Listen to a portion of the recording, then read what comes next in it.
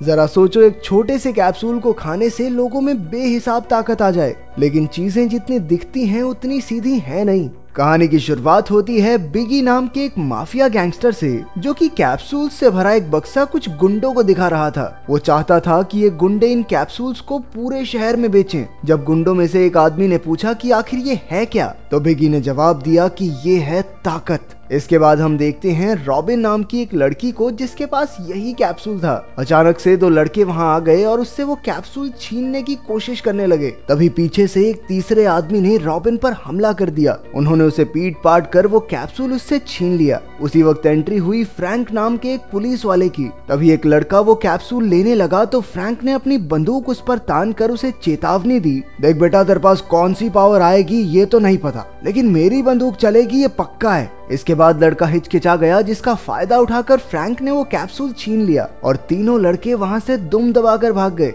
दरअसल फ्रैंक पहले से ही रॉबिन को जानता था और अक्सर उससे ये गोलियां खरीदा करता था, क्योंकि जब गुंडों के पास ताकत है तो पुलिस वालों के पास क्यों ना हो। इसके बाद हम देखते हैं आर्ट नाम के एक आदमी को, जो हाथ में बंदूक लिए किसी का दरवाजा खटखटा रहा था। जब न्यूट नाम के एक गुंडे ने बंदूक तान कर दरवाजा खोला तो आर्ट ने उससे कहा कि जाओ अपने बॉस को बता दो कि मेजर आया है। जैसे ही न्यूट कॉल करने गया तो आर्ट दरवाजा तोड़कर अंदर घुस आया। उस घर की हालत काफी बुरी थी और जगह जगह पर छेद थे। थोड़ी देर बाद वो न्यूट तक पहुंच गया और दोनों में हाथापाई शुरू हो गई। न्यूट फटाफट बाथरूम में छिप गया और बाहर उसका फोन बजने लगा, जिसे आर्ट ने उठा लिया। अंदर न्यूट ने एक ताकत वाला कैप्सूल निकाला और उसे निगल गया। एक ही पल में वो धधकती हुई आग का गोला बन गया। अपनी ताकत से उसने दरवाजा तोड़कर आर्ट पर हमला कर दिया। आर्ट ने भी बचते बचाते उस पर बंदूक से हमला किया, लेकिन उससे तो न्यूट की आग और तेज हो गई। वो जान बचाकर भागने लगा और न्यूट ने 3 और गोलियां एक साथ निगल ली। उसकी जबरदस्त गर्मी से घर की जमीन टूट गई और दोनों नीचे वाले फ्लैट में गिर पड़े, जहां आर्ट न्यूट को अपने पीछे बाथरूम तक ले आया। आर्ट ने उसे पानी में डुबाकर उसकी आग शांत की और उसे धमकाकर उसके बॉस का नाम पूछने लगा। न्यूट ने खांसते हुए जवाब दिया, बिगी। इसके बाद वो ड्रग ओवरडोज की वजह से आग में जलकर राख हो गया। जिस धमाके में वो फटा, उसी धमाके से आर्ट को अपने बीते हुए कल की एक झलक दिखाई दी, जहां एक कार एक्सीडेंट के बाद कुछ लोग उसकी बेटी ट्रेसी को उससे छीनकर ले गए थे। अगली सुबह जब रॉबिन की आंख खुली तो उसने टीवी पर न्यूट के घर में धमाके की खबर सुनी। असल में न्यूट उसका कजन था। रॉबिन की माँ ने उससे न्यूट का हाल चाल पूछने को कहा। फिर स्कूल में जब रॉबिन ने न्यूट को मैसेज भेजा तो उसकी टीचर ने उसे फोन के साथ पकड़ लिया और पूरी क्लास के सामने उसकी बहुत बेइज्जती की। टीचर ने कहा कि वो जिंदगी में कुछ नहीं कर पाएगी। उधर आर्ट के पास न्यूट का फोन था, इसलिए वो रॉबिन से न्यूट बनकर बात करने लगा। उसने रॉबिन को मिलने के लिए भी बुला लिया। दूसरी ओर फ्रैंक एक बैंक में चोरी की जांच कर रहा था, लेकिन पता चला कि वो चोर किसी को भी दिखाई नहीं देता। आखिरकार फ्रैंक ने गोली अपने मुंह में डाली और 5 मिनट का टाइमर लगाकर अंदर घुस गया। चोर वहीं मौजूद था और उसने भी गोली ले रखी थी। गोली की शक्ति से वो जिस भी चीज के पास खड़ा होता उसका रंग बिल्कुल वैसा ही हो जाता, ताकि कोई भी उसे देख ना सके। उसने फ्रैंक पर हमला किया और बैंक से भाग निकला। फ्रैंक भी उसका पीछा कर रहा था और वो चोर एक बस में चढ़ गया, लेकिन पैसों के बैग को खोलते ही अचानक उस पर गुलाबी रंग उड़ गया और अब उसके शरीर का आकार गुलाबी रंग में दिखाई दे रहा था। अब फ्रैंक के लिए उसे पकड़ना आसान था, लेकिन अचानक चोर ने उसके सर पर गोली मार दी। लेकिन जो गोली फ्रैंक ने खाई थी उसने उसे बुलेट प्रूफ बना दिया था। उस पर गोली का कोई असर नहीं हुआ और उसने उठकर चुटकियों में चोर की घंटी बजा दी। पुलिस स्टेशन में जब उसके सीनियर ऑफिसर ने पूछा, हाँ भैया, गोली तेरे सर पे लग के चपटी कैसे होगी? क्या ही मैन है क्या तू? सरकार, मैंने वो कैप्सूल खाया था सरकार। कैप्सूल खाया था तो अब पुलिस में नहीं रह सकता। कैप्सूल खाने के लिए तुझे सस्पेंड किया जाता है।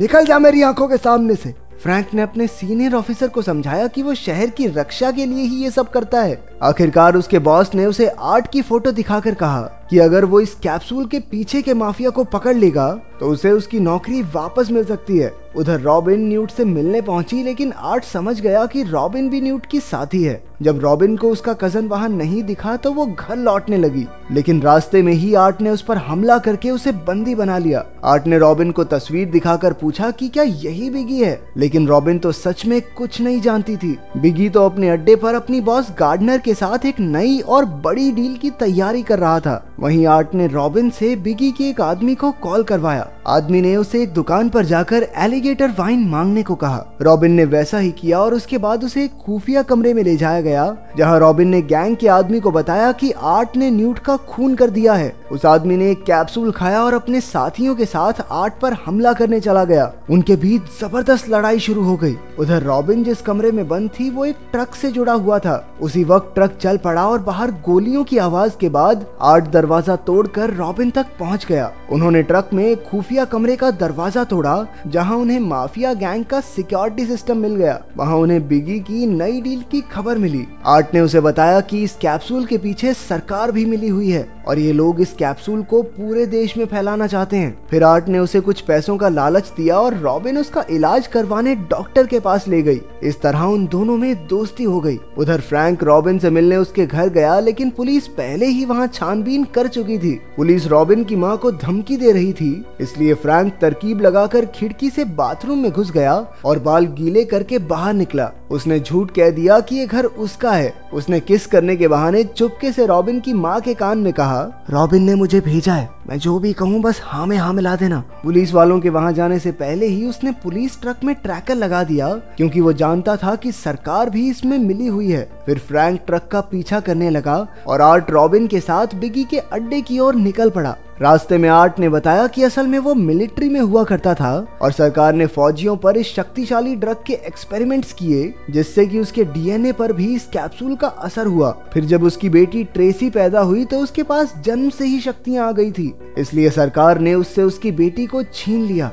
आर्ट का मकसद सिर्फ अपनी बेटी को छुड़ाना है। फिर दोनों बिगी के अड्डे पर पहुंचे और आर्ट उसके आदमियों को चकमा देकर अंदर मीटिंग तक पहुंच गया। बिगी ने कैप्सूल की सच्चाई बताते हुए कहा कि अगर कोई भी इंसान इसे लेगा तो उसके अंदर कई जानवरों के डीएनए से निकाली हुई तरह तरह की शक्तियां आ जाएंगी। इसके बाद एक औरत को कैप्सूल देकर एक कांच के डिब्बे में बंद कर दिया गया। ड्रग की वजह से उसमें बर्फीली शक्तियां आ गई। फिर धीरे धीरे डिब्बे के तापमान को 500 डिग्री तक बढ़ा दिया गया, लेकिन औरत को कुछ महसूस ही नहीं हुआ। वहीं फ्रैंक रॉबिन को बिगी के अड्डे के बाहर देखकर हैरान हो गया। उसे अब भी लग रहा था कि आर्ट ही बिगी है, लेकिन रॉबिन सच्चाई जानती थी। अंदर आर्ट ने अचानक बिगी के सर पर बंदूक तान दी और एक लड़की मरे हुए गार्ड को देखकर चिल्लाने लगी, जिससे चारों ओर अफरा तफरी मच गई। सबने अपनी बंदूकें निकाल ली, लेकिन बिगी अब भी आर्ट के कब्जे में था। बिगी के एक आदमी ने ताकत की गोली निगल ली, लेकिन उसी वक्त उसकी मौत हो गई। बाहर सारे गुंडे बदमाश आपस में लड़कर मारे गए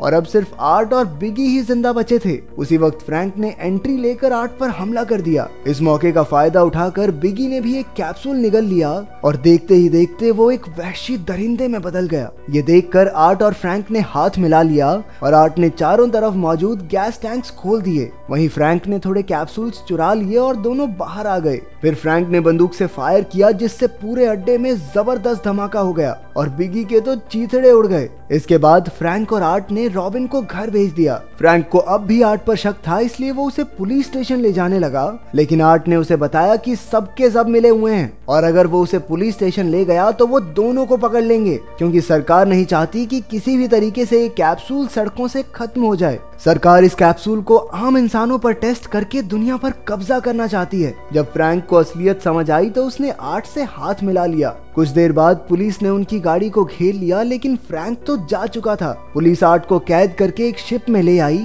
और फ्रैंक उसे बचाने आ पहुंचा। आर्ट को गार्डनर के सामने ले जाया गया, जो असल में इस सारे कांड की मास्टरमाइंड थी। वहीं रॉबिन को देखकर फ्रैंक गुस्सा हो गया, लेकिन वो तो बस उसकी मदद करने आई थी। जल्द ही वो दोनों कंट्रोल रूम में पहुंचे। फ्रैंक रॉबिन को ध्यान रखने की जिम्मेदारी सौंपकर आर्ट को बचाने निकला। तब उसका सामना हुआ एक गुंडे से, जिसका शरीर इतना लचीला था जैसे रबड़ का बना हो। रॉबिन ने कंट्रोल रूम से ही फ्रैंक की मदद की। उसी वक्त कंट्रोल रूम में एक आदमी घुस आया, लेकिन तब तक रॉबिन सिस्टम बंद करके ट्रेसी को बचाने निकल गई थी। उधर आर्ट ने माफिया गैंग को बताया कि उसके शरीर में एक ऐसे जानवर की शक्ति है जिसके चुटकी बजाने पर बिजली निकलती है और उस बिजली का तापमान सूरज के तापमान के बराबर है। उसने चेतावनी दी कि अब भी उसके मुंह में एक कैप्सूल है। इससे डरकर माफिया गैंग ने उसे रिहा कर दिया। सॉरी भैया, गलती हो गई, आप आराम से रहो, क्या लड़ाई झगड़े में क्या रखा है। फिर फ्रैंक की मदद से आर्ट ने एक गुंडे का खात्मा किया और तब तक रॉबिन भी ट्रेसी को छुड़ाकर उसके पास ले आई।